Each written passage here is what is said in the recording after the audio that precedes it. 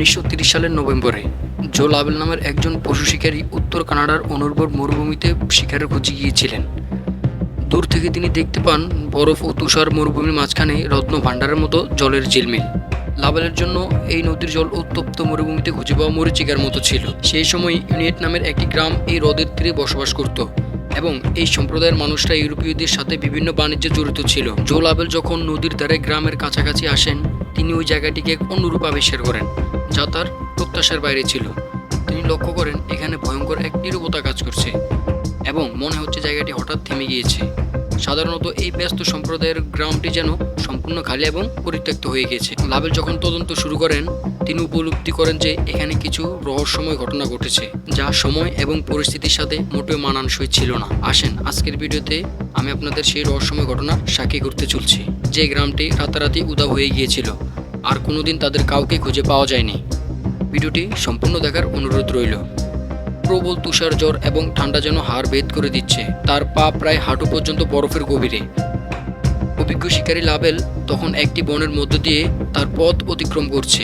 এত ঠান্ডা বাতাস এবং তুষারপাত অন্য যে কোনো ব্যক্তির জন্য একটি হতাশাজনক পরিস্থিতি হলেও জো লাবেল ছিল একজন সাহসী ব্যক্তিত্ব, কারণ তিনি জানেন কোন পরিস্থিতিতে কিভাবে বেঁচে থাকতে হয় এবং কোন সময় কি পদক্ষেপ নিতে হয়। তাই এই ভয়ঙ্কর পরিস্থিতিতে তিনি কানাডার সুদূর উত্তরে একটি গ্রামের দিকে অগ্রসর হন।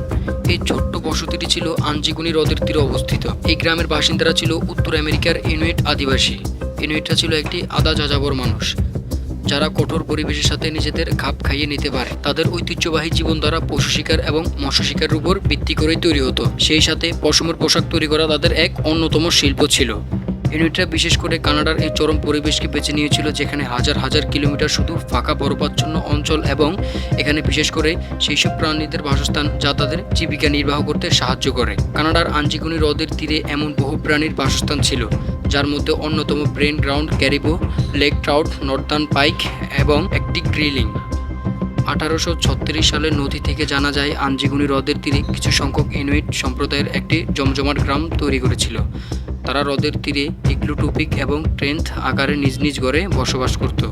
জায়গাটি নির্জন এবং দুর্গম পরিবেশে অবস্থিত হওয়ায় বন্যপ্রাণীর সংখ্যা অন্য স্থানের তুলনায় অনেক বেশি ছিল, যা পরবর্তী দিনগুলিতে কানাডার প্রচুর সংখ্যক পশু শিকারীকে আকর্ষিত করে। তাদের মধ্যে একজন ছিল জো লাবেল, যিনি দীর্ঘ পথ অতিক্রম করে কানাডার এই ঘন বরফাচ্ছন্ন এলাকায় প্রবেশ করেন।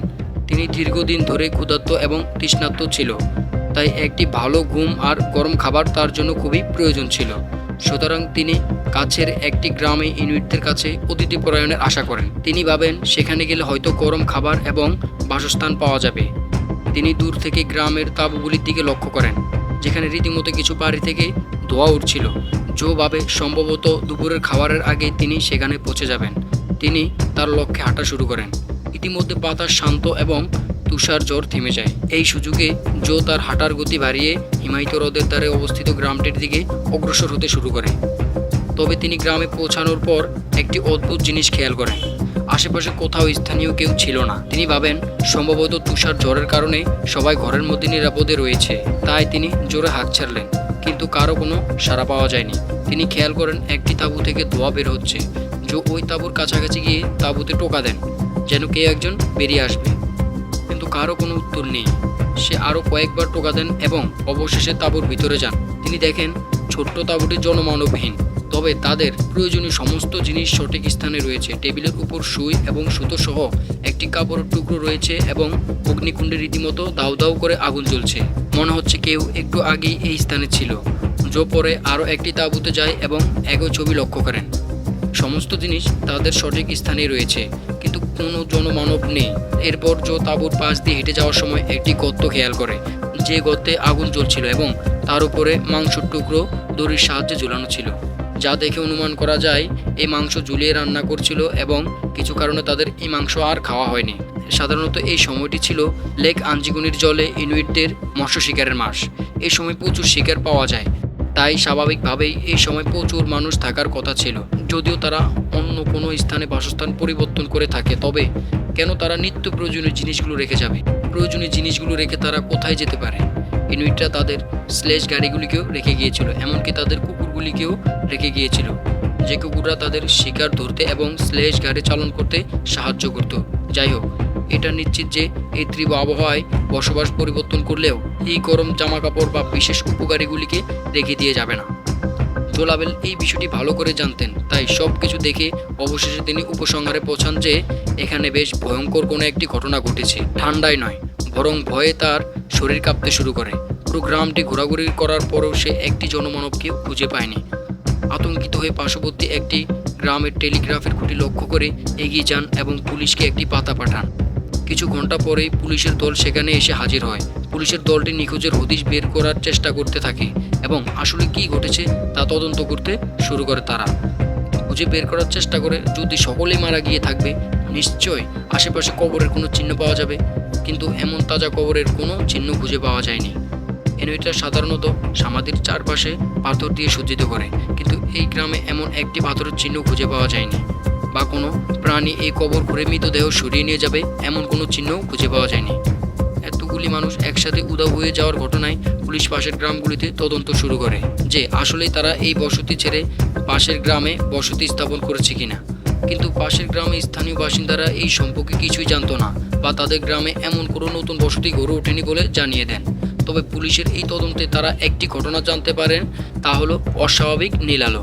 স্থানীয় বসবাসকারী কিছু মানুষেরা জানান কিছুদিন ধরেই তারা এই অঞ্চলের উপর একটি আলোর আভা লক্ষ্য করতেন। এমনকি তদন্ত চলাকালীন সময়ে অন্য শিকারীরা এই একই মন্তব্য করেছিলেন।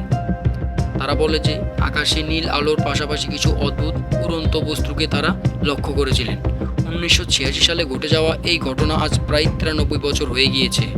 গ্রামটি হারিয়ে যাওয়ার পর মানুষেরা বহু তথ্য জন্ম দিয়েছে।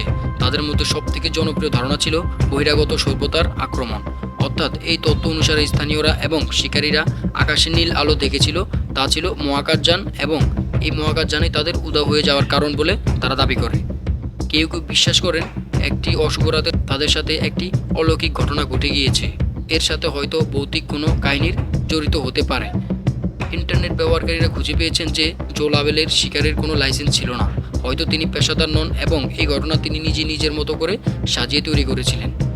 কিন্তু অন্যরা বলে যে এই সময় বেশিরভাগ শিকারীর কাছে লাইসেন্স থাকতো না, ফলে জো লাবেল হয়তো সত্যি হতে পারে। আমরা এই রহস্যময় ঘটনার উৎস কোথা থেকে এসেছে তা যদি খুঁজে বের করার চেষ্টা করি, তাহলে আমরা জানতে পারবো এই ঘটনাটির প্রাথমিক উৎস ছিল 30-এর দশকের কিছু বই এবং কিছু খবরের কাগজে নিবন্ধ। সেই সময় এই ঘটনার আসল তথ্য না জেনেই মানুষের মধ্যে এক আলোড়ন সৃষ্টি করেছিল। কোনো বই বা খবরের কাগজের মাধ্যম কোনোদিনই নিশ্চিত করে বলতে পারেনি যে আসলে এই মানুষরা রাতারাতি কিভাবে উধাও হয়ে গিয়েছিল।